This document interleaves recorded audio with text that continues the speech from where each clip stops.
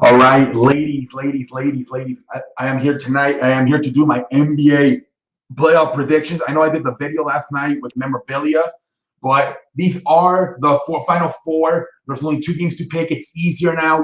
I didn't want to do that in the past because, it's 16 teams, 8 teams, too much.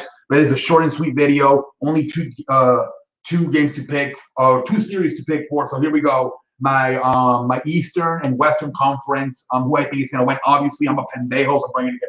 Actually, actually not even that hard to be honest. But here we go. All right, the Eastern Conference, you got the Atlanta Hawks, once again for the second straight year, the fifth seed makes it to the Eastern Conference Finals, where they will face the Milwaukee Bucks for the third seed, I believe, right? So you got the fifth seed versus the third seed. I'm some March Madness type shit. I'm gonna go with the Milwaukee Bucks. Bucks in 5 or 6, hopefully 6, maybe even 7. But Bucks could win in 5 or 6. They can't guard Giannis Antetokounmpo. They just cannot. He can average 30, 40 points. Middleton's getting his confidence in these playoffs. I think he's going to average maybe 20, 25. He'll have a few 30-point games. Too much firepower. Trae Young, he's going to have to go crazy in this series, man. He's going to have to drop 30, 40 to try to win this shit. And then I don't know who else is going to, they don't have that second star, Obviously, they got Kevin Huerter. He had 27 last time out. They got Bogdanovic. He's a good player, but he's, another role player. You got, who else, they got John Collins, Clint Capella. Off the bench, you got Danilo Gallinari, Lou Williams, but they don't have that second star. I don't see Atlanta. Atlanta, great job, great season, huge accomplishments. Maybe the most overachieving team in the 2021 season. It ends here. Give me Bucks in 5 or 6. Milwaukee will win. And then we go to the Western Conference, where we got the Phoenix Suns versus the Los Angeles Clippers. Los Angeles Clippers, first time in the Western Conference Finals in their life. Suns, I believe, first time in 11 years. Last time was 2010 when they lost to the Lakers. I think the same thing. I think the Suns have too much firepower. Chris Paul will be back at some point. I don't know when, but he will be back. Last time I think he played versus Denver, he had 37 points. Devin Booker did his thing last night, 40 points, 11 assists. Too much firepower. Then you got Aiton. He's not slouch either. Crowder. He got a ton of experience. He's been in 3 NBA finals. They just have Cameron Payne off the bench, Michael Bridges, Dario Saric. Just too much. I think they have too much firepower. I look at the Clippers. They're saying Kawhi Leonard's out. They're saying it's a tear ACL. They don't make it official though. I don't know why. We'll see what happens. They played last night, game 1. The Suns won.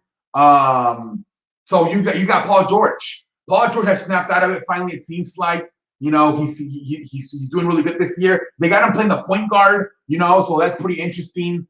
That seems to benefit him a lot, playing the point guard. You got all these 7-footers, ball handlers, like Giannis Antetokounmpo, Ben Simmons, although Ben Simmons sucks ass, like a 51-year-old version.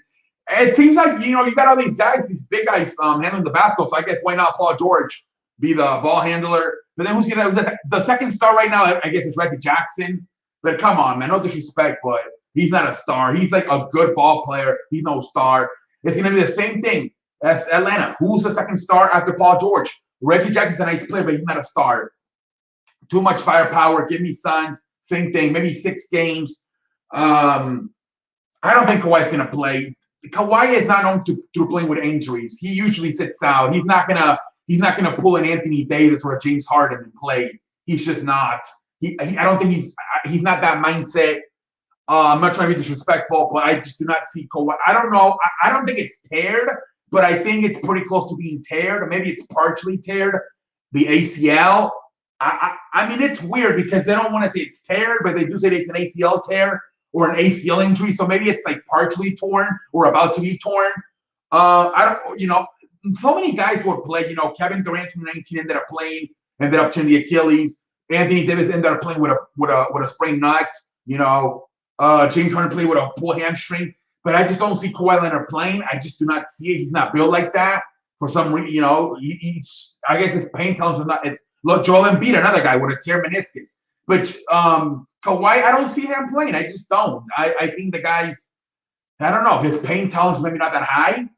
I don't know. And due to that, they're not going to have enough firepower to contain Chris Paul and and Devin Booker and Ayton and all those boys, they try to give Cousins a run, but he scored 11 points in the first half, and then he got that in the second half.